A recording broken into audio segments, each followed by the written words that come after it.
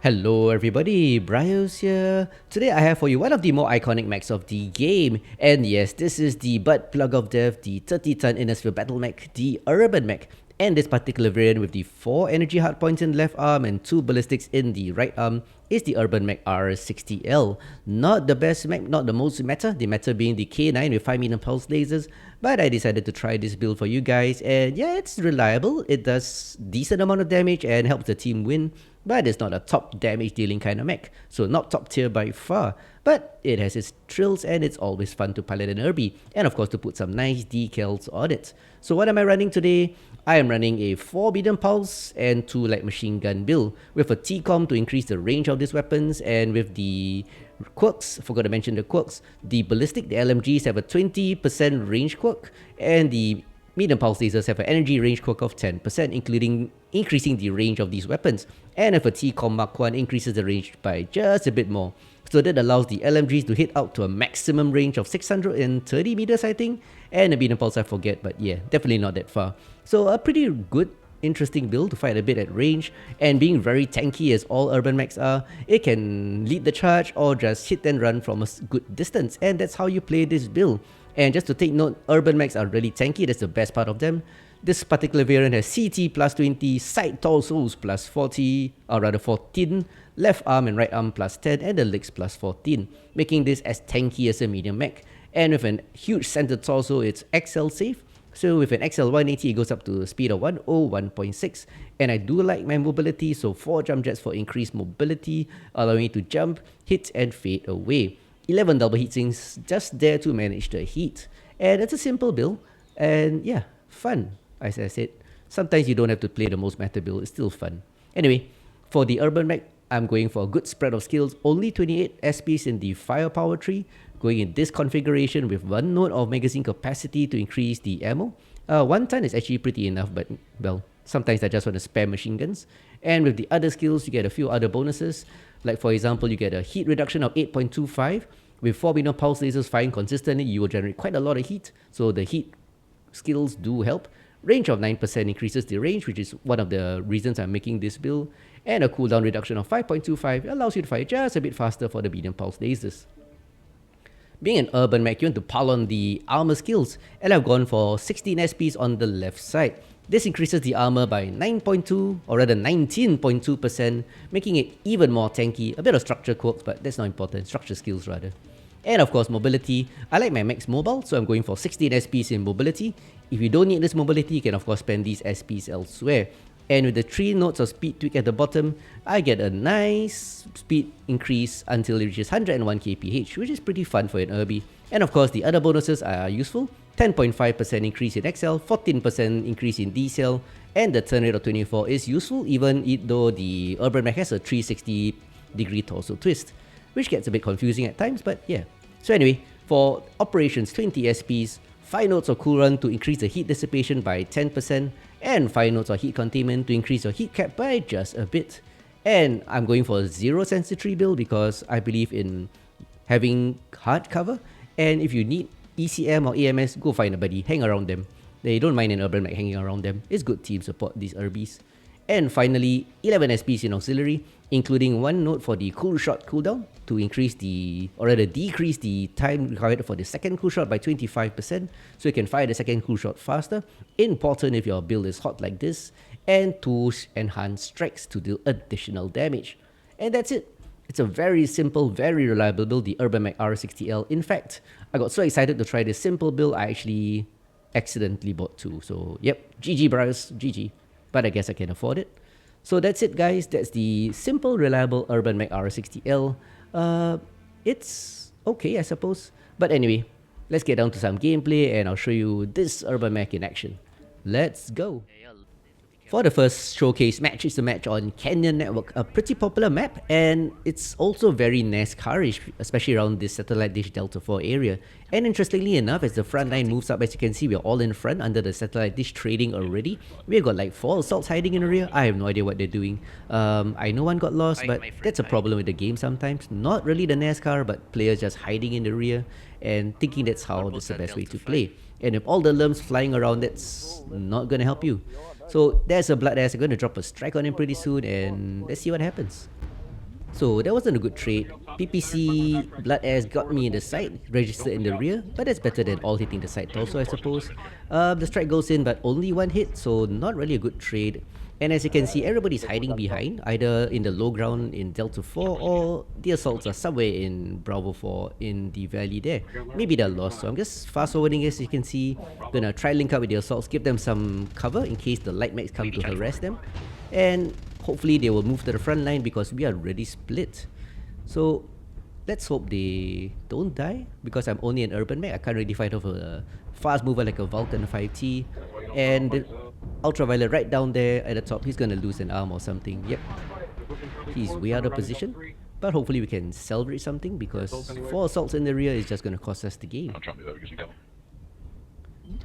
So now that they're moving up, we're more or less safe. I'm gonna move up into this really nice position.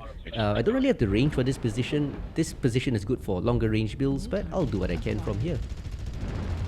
So hitting a Corsair there as he pushes the team. LMGs are in range, optimal range, interestingly enough. But he's not caught, so gonna fight a quad mech like this Night Star. His left torso is open. 0-4, we're really far behind. 1-4 now, we got 1 kill. Can we get that Night Star? Yeah, I got him. Those long range LMGs can actually kill, but the constant DPS is nice. So this Corsair is oblivious, doesn't know where the fire is coming from. I've got some friendly assaults behind me. I think the 2 assaults behind me are long range builds, but without my armor, without their armor up front, it's a problem. So from 0-4 down, we're now 3-6. Maybe we can salvage something. But look at this Atlas. He should be tanking. Atlases are really tough. You should use them as tanks. Using it as long range builds is very unoptimal, to put it nicely. Some might say bad, but I guess it's your own choice. But for me, I'm not trading well. If I move up, I will die because there's a lot of open ground and the enemy has the high ground. I'm actually worried that people will come from my left. Always a Vulcan or Flea or something comes to your rear and chews your anus. But now it's 3-7. Yeah, not good at all. Warhammer's caught. I'm trying to take him out with my medium pulse lasers and MGs. Pulse lasers are not exactly an optimal range, so probably half damage. Oh, suddenly a mech here. Yeah, strangely got a surprise Banshee. Yep, still no lights, strangely. So with an Urbanmech being really short, I'm going to hug his leg, hump it a bit. Yeah, he's kind of harassed by Lerms. Then he realizes there's an Urbie here. So gonna keep up the pressure. I can take his large laser damage. So, hello groin, meet machine guns. Hello groin, meet medium pulses. Oh, I can't see your groin, but I'll throw up his legs anyway. So 1 leg gone, MG's going, he's shut down. Yeah, farm that guy, poor guy. Well, not really farm. Going for the optimal kill, going for the legs. But it's 7-10. 2 of us versus the world. And I'm already caught from that blood asp. So I'm gonna run away. Gonna debuff the aggro a bit by putting some distance between me and the enemy. Make them wonder where I am. Yep. Yeah, but the other guy is trying to group up on me, so not too polite for me to run off. So I think I will just run a bit more, debuff the aggro, so they are confused where I might be, and then link up with him. It's a friendly Nova Cat, probably Lerms. Ooh, the Warhawk is caught. Yeah. Hopefully the Lermboat can get the Warhawk. 8-10. Not bad, not bad. There might be some hope. But I'm really badly caught and that's the problem. I only have a bit of front armor. So the catapult, stock champion catapult, interesting. It's gonna be XL. Left torso is already open for Lima. So mental note there. But Cherry Red Urbanmech versus 4 mechs. Tough, tough. That's a Lermboat. It's a typical Sun Spider. Oh, it's a fresh LRM-80 Sun Spider. Trying to find minimum range. Easy kill for B, but he has buddies. Yep, there they are. So, gonna fall back. Yeah, not gonna press it too much. Because as you can see, he has 2 more friends, a Corsair and a catapult waiting. Oh, Corsair goes down. He must have been caught. Lima's left also caught. Let's get it. Yeah, Excel checking. 10-10. I hope you have more missiles. Yeah, she boils down to the friendly guy. Okay. Hopefully, Give me eyes. Just give me eyes if you can. Hopefully, there's enough missiles. Obviously. Yep. So a bit of range between me and him, trying to get his left torso. Those missiles hit really hard. Trying to close in, but made a mistake. Bad move. Should have gone to the left instead of the right. Use the cover. Yeah, I wanted. So the game is all about positioning and decisions. So that was a loss. 1063 damage, 4 kills. I think it was a good fight back, but still a loss, which is kind of sad. But considering our team's passiveness and 0-4 down at the start, it's just a no-win situation. But 4 kills, 1063 damage, very decent in this Urbanmech. Mostly direct fire. My strikes did some damage, but I don't think it did that much. I thought I hit my front, as you can see in chat, but actually the ERPPCs hit my side after reviewing the footage. Anyway, so there it is, 589 max score, very decent Urbanmech. So that last match was kind of a shame, but right now we are bullying this poor spider. Yep, he goes down to my pulse lasers. Mistakes were made by him, and that's what happened when your light mech scouts moves too far forward and you don't pull out fast enough, which sounds kind of wrong. And yeah, 1-0 up at the start of this match. And of course, if you recognize the map, it's Frozen City. Engagement area is usually Fox 7, and our team knows that, and we are balling up together. So that spider just ran into our firing line and got eliminated. Face left now. So right now, we're going to move forward with the team. Team is kind of coordinated. You can hear the comms are pretty good. Yep, not keeping each other company. As you can see, my Urbanmech always staying near heavy or medium and keeping them company. So let's start engaging. Hotel.